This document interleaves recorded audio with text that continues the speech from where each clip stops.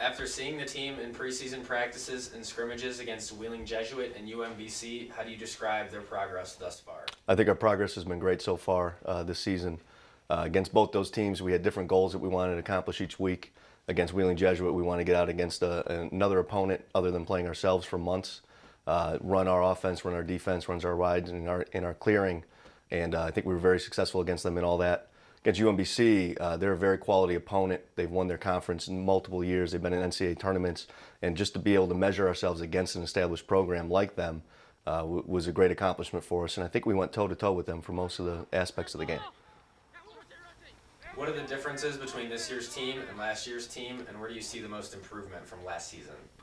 I see all-around improvement from last season. There's a much better understanding of our system, and I think that's the biggest change from this year to last year, is the guys embracing our system. They're used to it now. They know exactly what we're expecting from them every day when we step out on the field.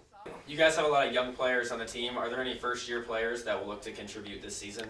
There's actually quite a few first-year players we're looking to contribute. Cole Killian at the D end, along with Shane Healy and Mike Plisco, are both going to be in the mix for the long stick midi spots. Taylor Stewart is going to be facing off for us, playing some D-midi, playing some man down for us.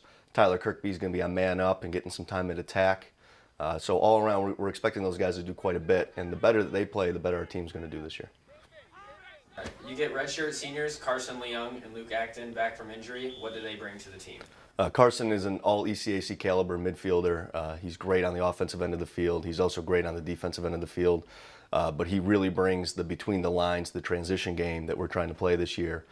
He's probably one of the best in the country at that. And Luke is a terrific finisher around the cage. He's going to add a whole bunch of goals that we did not have last year from that righty finishing spot. And he brings leadership, as does Carson. They're both captains, along with another fifth-year senior that we have, Trevor Timmerberg. Now in his second season, what has Coach Burns brought to the Bellarmine Lacrosse program?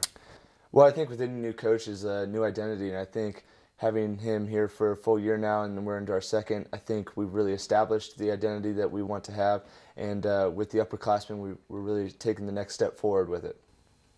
What player or players do you think will surprise the fans with their play this season? I think we have a really young team, so I think there's a lot of guys that are not really on the radar yet. We have some really good defensemen that have been here for a few years but haven't got a ton of playing time. Mike Bender, Sean Joyce, Colin Hart when he gets back from injury. I think Reed Wesley will be a huge asset. On the offensive end, I feel Brogan Hill didn't get a whole lot of playing time last year, but he runs the offense incredibly well. Ryan Sinta got some playing time. He'll be a solid player. And Will Haas is in the net this year, starting right now, and I think he is going to be a huge asset to us as well. What do you feel are Bellarmine's biggest strengths this season? I think with the young team, I think senior leadership is really important. Having myself, Carson Leung, and Luke Acton back as fifth-year seniors, we've been here for a while, been through a lot together, along with the senior class right below us. I think that helps us establish that identity that Coach Burns is trying to bring in. You mentioned leadership. How else would you define your role on the team?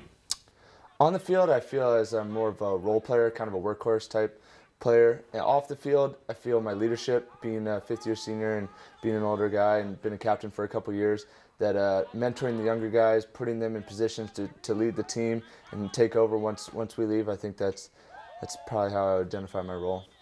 What are you most looking forward to this season? Winning games, ECAC championship.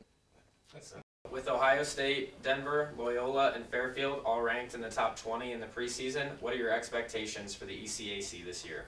I think the ECAC is going to continue to be one of the best, if not the best, lacrosse conference in the country. All those teams ranked in the top 20 are very, very good teams, very difficult for us to play.